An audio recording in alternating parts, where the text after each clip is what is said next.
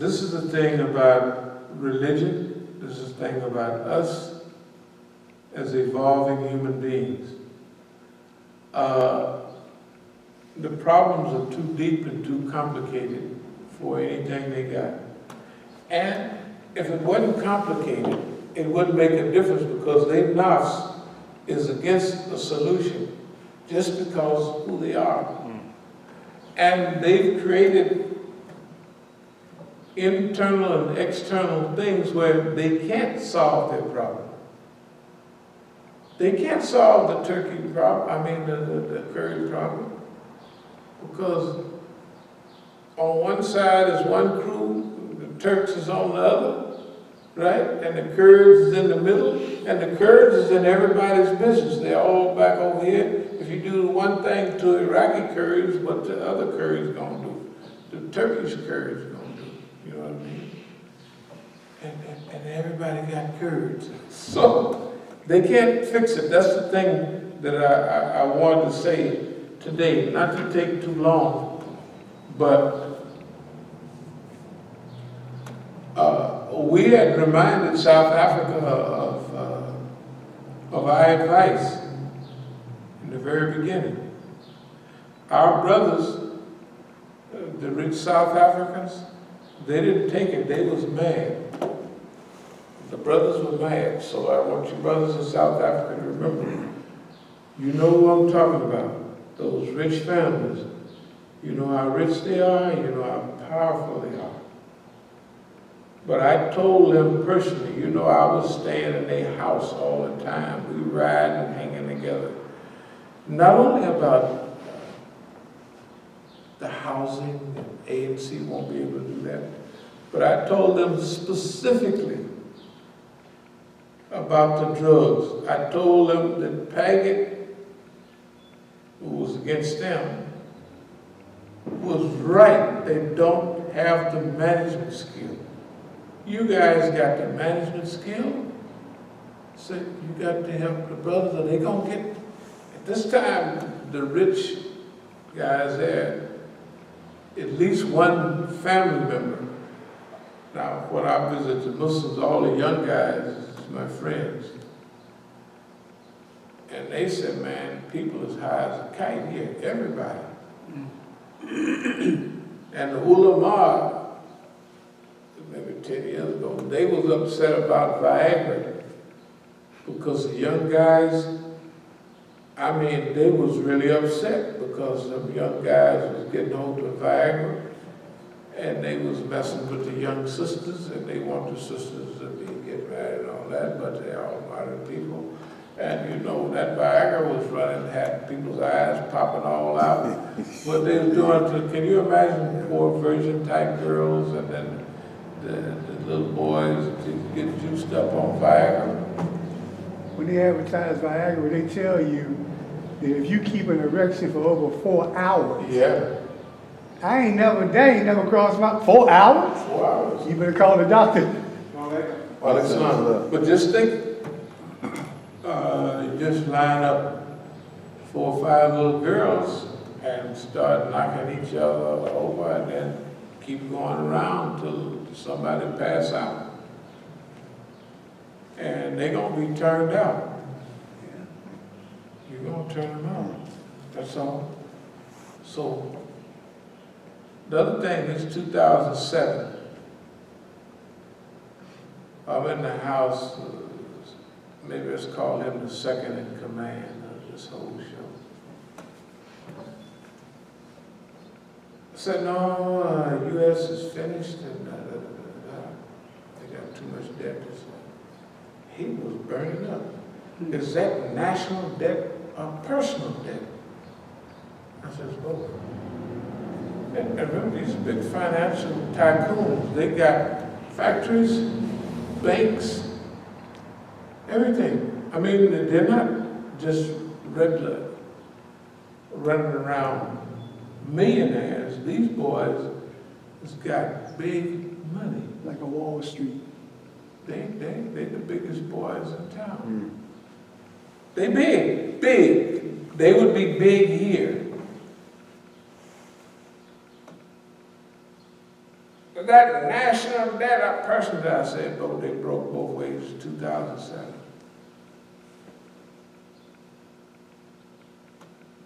Well, okay, I got on the plane and came home. 2 days later, the whole thing fell apart here. When I come back, it's 2007. And we had one program in one city. The street prayer was there and I was there, and we was both telling them, no, I was sticking with the point, no, the U.S. is headed down. Well, what about our money? So you better get it out fast.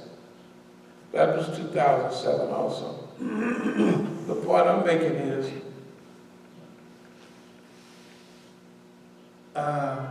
when we used to talk about nigger business and white folks business, when Martin Luther King got into white folks business, the war in Vietnam, well, he was out of line. Now imagine if you into white folks business, if white folks can't even get within 1,000 yards. They have no multifaceted, complicated association system. They just don't have it.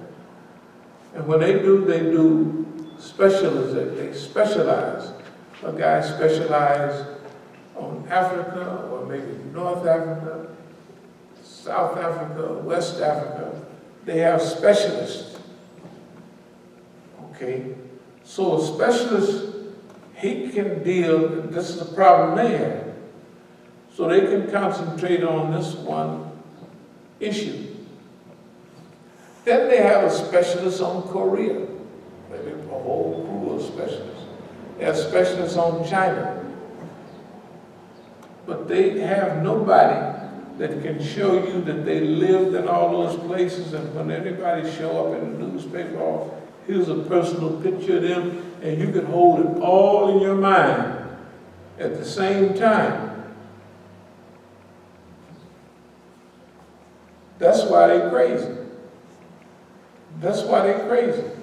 Now, add that forecasting to it. Remember, we forecasters. We ain't bit our tongue and then everything. God, dog, how could that happen? How could we have a regional vision and there was no need for a regional vision? No, it wasn't until you got busy organizing it for us. And what are we doing right now? The same thing we've been doing to that dummy. He's a dummy. And like we said last week, we hold the white man just like our parents used to hold us and whoop you with a switch. We whoops the white man all the time. That's what we do. We whooped him last week, we whooped him last year, we whooped him the years before, and we have all of it written out, forecasting. Everything is. See, and I move toward a close. Some of this stuff, to-do list 2006, okay, that talks about plans, goals, and objectives. So we list what our plans, what our goals, and what our objectives are. They come out against us 1,000%. But here we are, 11 years later, we've done this stuff, or most of it, and we've had him engineer it. Same thing with to-do list 2005. So we have all the plans, and we've talked about those plans, and we've talked about those objectives, and we have explained what planning is, that it's the difference between The plan is to get over here. Now, how far is it from here to there? What do we have to do to get there, right?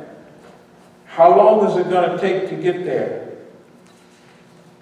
Global strategy of Islam is very simple on the back. Strategic management under conditions of repression.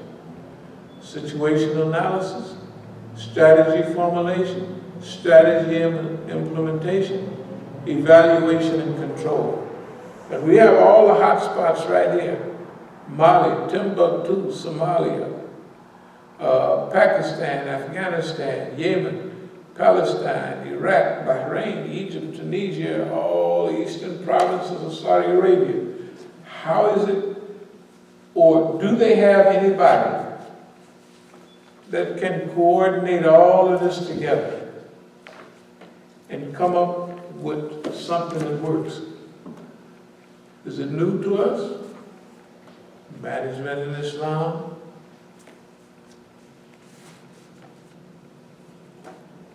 Old stuff, management in Islam. That's 10, 20 years ago, 97.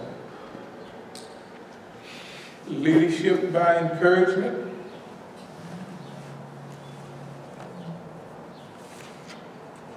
To-do list 2009. Everything we got in here, we're showing basically where we're coming from. We're talking about it, okay? We're laying it all out. Now, how could we be lucky if we done wrote everything out? We done made the statements and we done outlined it. Won't be no abstract, be temporary flash in the pan. It'll look like it's something, but it won't be nothing. And we tell them, don't take power, right? Remember, on every detail, on every situation. Iran, y'all ain't doing nothing to Iran. But get a whooping. That's all they're gonna do, get upset, right? They want to attack North Korea. Shoot, they've been wanting to attack, how long they've been wanting to attack Iran? Or Iran, not Iran, like they say. Right? The point I'm making before closing is we are in our own driver's seat. We are in our own driver's seat. We are determining our own destiny. Here's one. Let's see what this says. Before encounters, write the script. If they do it one way, we got a script. They do it another way, we have another script. Show how easy it is to take charge of your own life movement. Show how to turn any and everything into a benefit. This cycle, 21st century, act, move, as though system knows what you are thinking. In other words, we act though they know exactly what we're thinking, because we tell them, of course, right? Planning, strategic thinking, strategic depth. This is where we lose them every time.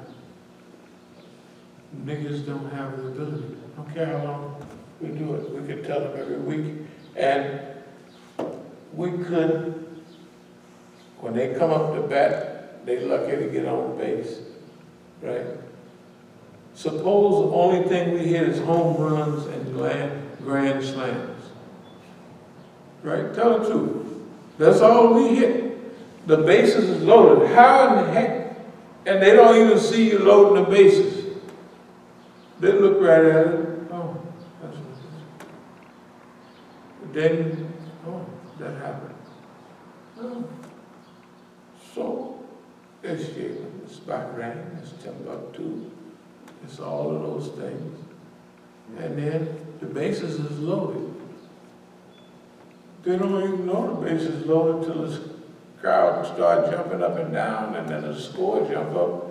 He said, how did it get there? He said, well, the base is low, and people come up and bunted a grand slam. He bunted over here, and the people was kicking each other so much and knocking each other over, and then they threw it on out over there, right? And then the whole base, all the people come in, a grand slam on a bunt.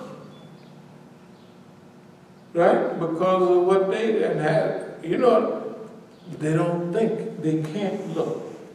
They've been overrated. No, see, when people come to power, then they establish institutions. They just came to power, took over the Indians, brought Negroes here because they had the power.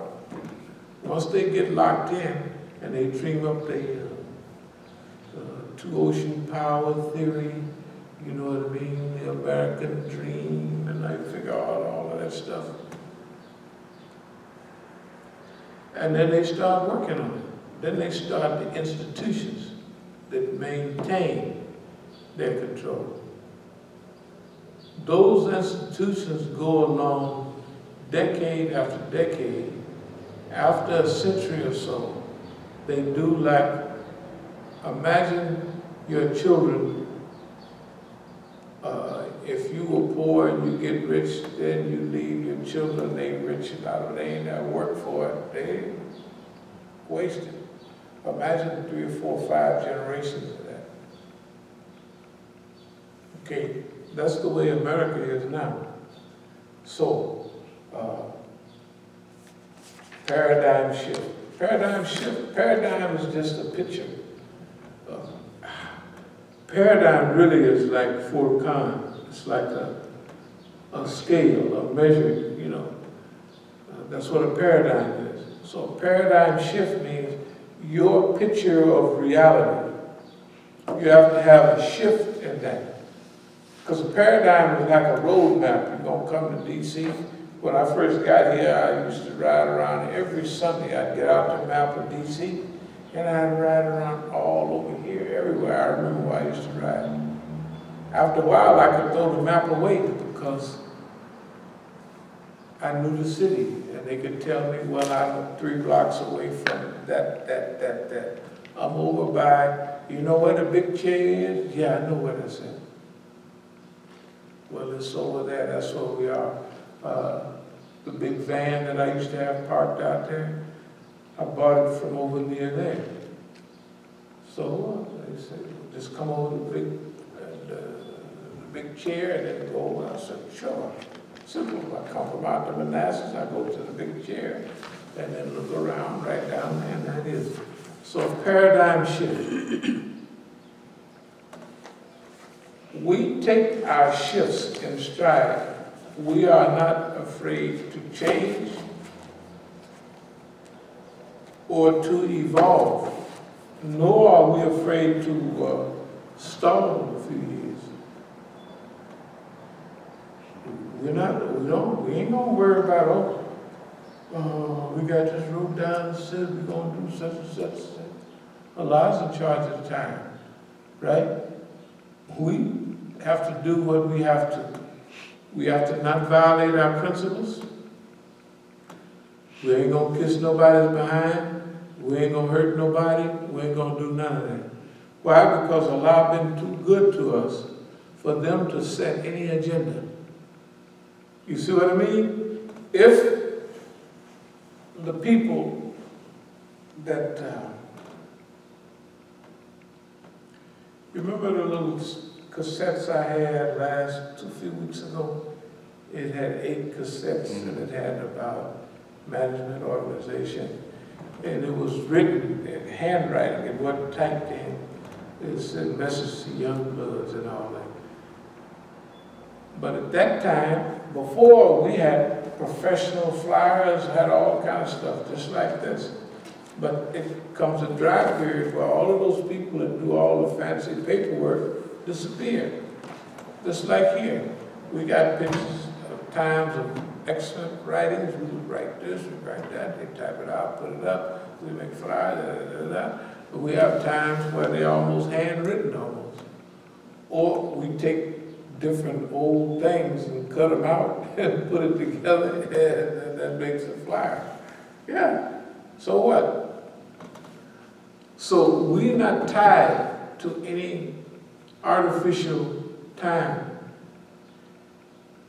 And we believe with all of our might that whatever Allah slows down on one end, this end, is for a reason. And that on the long end, that Allah is hooking it up. So, the last thing, dear believers, we're still on the front page. That's why I showed all these pictures and everything. That we're on the front page in world history. We are living world history. We are playing a part in the transition. We don't care who they bring in to speak and talk and give them credit for this, that, and that. It's okay. We told you, this is how we feel about the Negroes. All of them. Siraj, Abdul-Malik there. You know, in the penitentiary, they had protective custody, PC.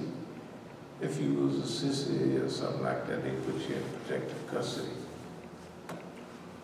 Or sometimes they had a unit that was almost like an honor unit. And they had the TVs over there, ping pong tables, all kinds of stuff. Now, when you want to go to protective custody with all them sissies and punks and snitches, just to have a TV or something, why would we want to go sit up with Siraj and them and Abdul Malik and them and all them niggas have a little TV and they can't watch nothing on the TV but what the white man put on there? Can you imagine? No. Y'all over there, y'all belong together. Every time somebody come by here and they try to make you think you're missing something, I said, we ain't missing nothing. And the last thing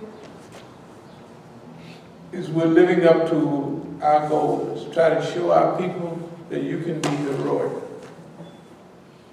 That what the system did to our people before, they ain't gonna do it to us. That's our goal, to give people real, heroic, honorable, credible people from amongst their own. It may seem funny at first, but imagine all of our white friends that we help. We're gonna help them. Because Allah gave us that feeling and that desire to do it. And all the other people that want a new world, they have destroyed the credibility of African people all over the world, and especially in the United States. They don't think there's such thing as an honorable Negro.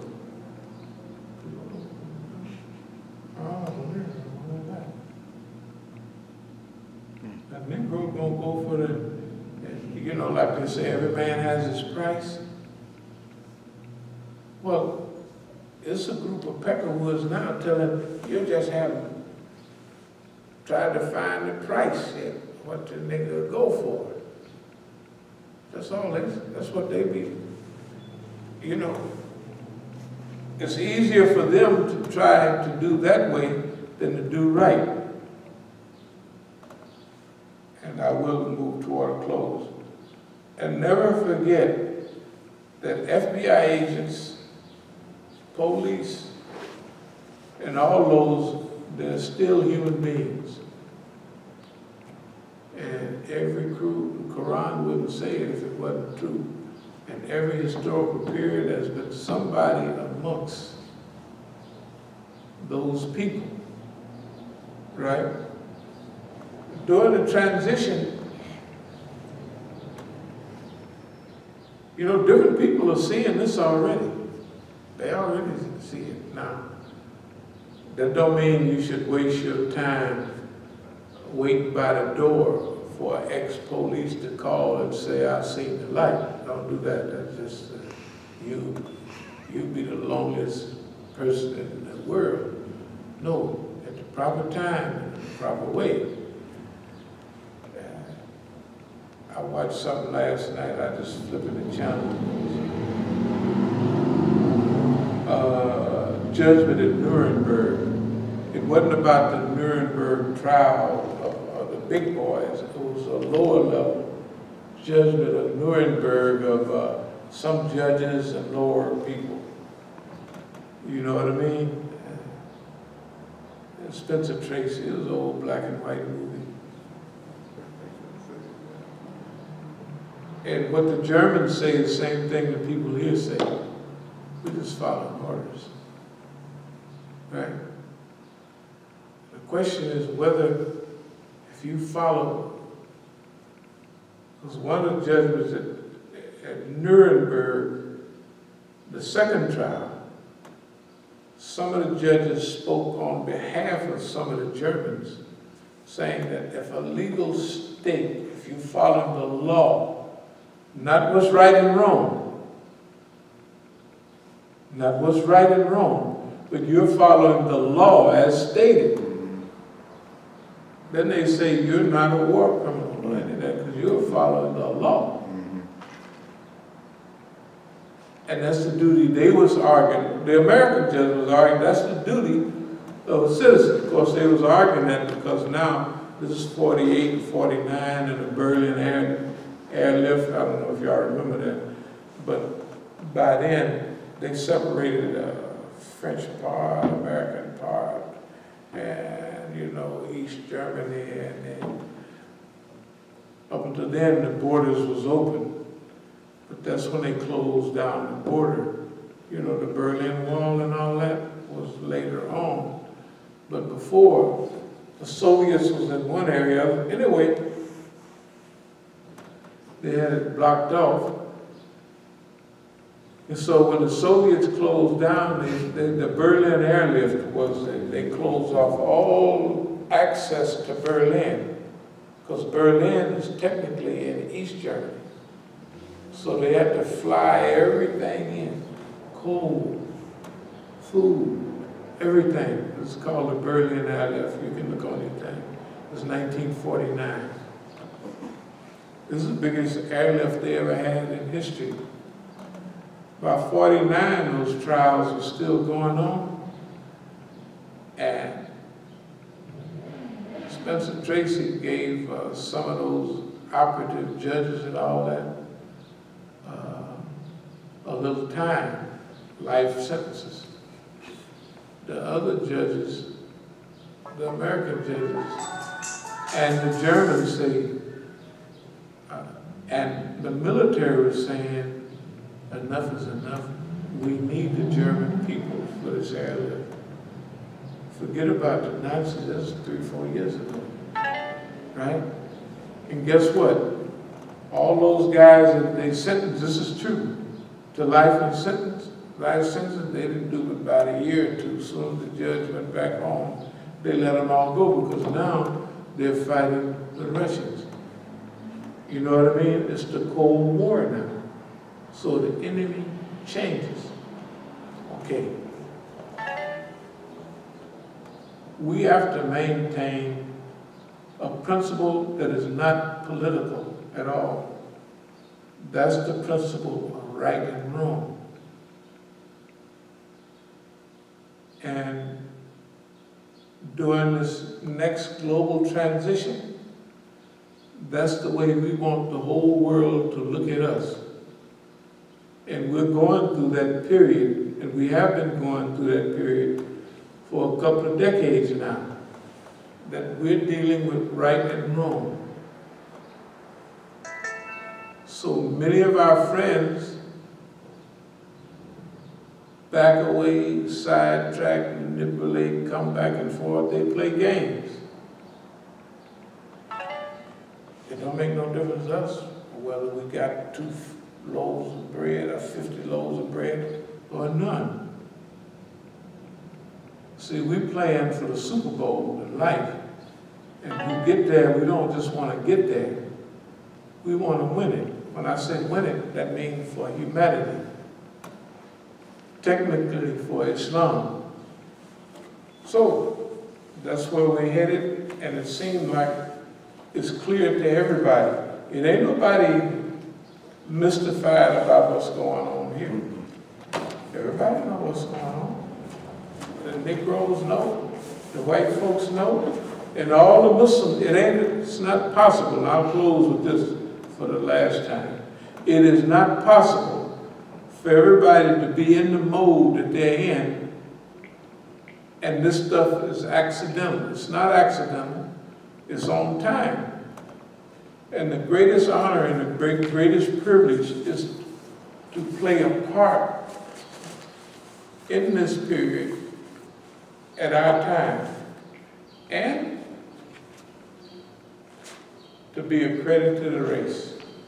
That's a big deal. People don't understand that. And then a credit to the deen. You know how many people have sold out that deen? Yeah. They can blow us away, shoot us in the head, but they ain't gonna get nowhere. And as long as we're not dead, we're gonna hold a white man by his arm and his collar and whoop him with a switch. Every week he's getting a whooping. Every week we're gonna whoop his behind. And all he can do is holler and run around in circles. That's what we're doing to him. That's what we're doing to him in the paper. That's what we're doing to him history. That's what these are doing to him. Remember, we're making statements now as bold as it will be no Arab Spring. It's a bold statement. You don't have nothing to verify that. It's going to be a unified vision, a regional vision. How you going to say that? There ain't never been one before, and there's no reason for it. That's where tawakkul, trust in Allah, comes in. So, we thank y'all very much. And by the way, just before we leave, we mentioned that $15 million we're working on. Dear believers, technically, we are not technically starving to death. We always have a few dollars. But that's just, we need $15 million. We need staff. We need to do all this stuff. Our enemies, the Saudis, they got everybody on the payroll. And here we are, by ourselves. Only thing we got in our hand is the Quran, Hadith, historical accounts, and what have you. So far, so good. But we would like to initiate a program and help guide the direction of history a little bit. We call it influence direction of change. And I will close. Remember we said we're going to use humor, right? Optimism and what's kindness. Right? Goodness, righteousness. Kindness. Kindness, yeah. Kindness, humor, and what have you, and that's what we're going to do. That's what we've been doing. We ain't did nothing to nobody. All them old coons out there in Oakland and the coons here. We ain't did a thing. Tell the truth. That's pretty good. Y'all didn't believe Negroes could do that. They sure didn't. Why you think? I'll close with this. This is a semi-lie. If they got the Negroes in Oakland, here, and all around the world, and you're totally encircled, and they haven't been able to do nothing, you gotta imagine. Imagine you're on a team. You got somebody out there, and you got 10,000 people on your team. Let's just say 500. Visibly playing against one person.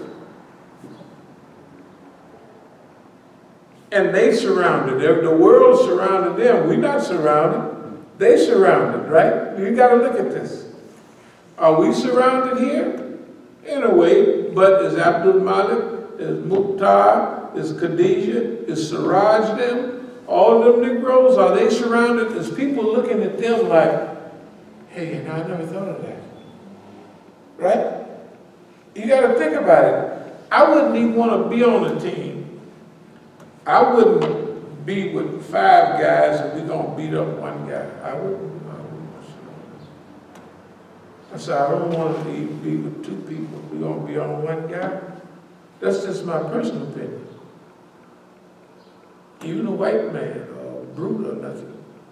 And then kick him while they're all down. You know where people, a mob, kick people and beat. I said, I ain't going to be beating on nobody like that. If I can't deal with it, by the way, your homeboy whooped that Russian, what's his name? That's why I told Charles yesterday you can knock him out. Hey, he sure did. I already knew. Allah Akbar. You 27, dude 41, it don't take 2, and he can hit. That's, we call that the great black hope. We've been waiting for a black champion. This is not racism, people. This is just like, call it cultural, that we've been waiting for. They've been waiting for a black champion to come back. They call it, they've been waiting for a Negro, the great black hope. Whether he's from England, don't make no difference as long as he's black. So, finally, we thank everybody for supporting us in every way, leaderless resistance and all other kind of ways. Do as much right as you can, because that's going to be your that's going to be your card. When you swipe it at a certain time, just righteousness, all that other stuff, it ain't going to show up. You're going to be one to show up, it won't show up. Only thing going to show up. Insufficient funds. Insufficient funds. Insufficient behavior. What? Insufficient deeds. That's right. And then you got a deficit, not insufficient. You got a whole, you owe, you got to go, we can't send you back, but you owe about 50 million, 50 zillion deficit behavior deeds. Disapproved. Disapproved. Good God Almighty. We'd have to send you back for 200 years to get that. How did you get these many sins? How long was you there? 72 years? You was only 72 years old and you got, good God Almighty. Boy, you must have had, Shaitan was your friend. He was your helper, your aid. He assisted you. Because a human being can only do about 2 million sins a day. How did you get these many? So, alhamdulillah. As-salamu alaykum wa rahmatullahi wa barakatuh. Is there any questions or comments?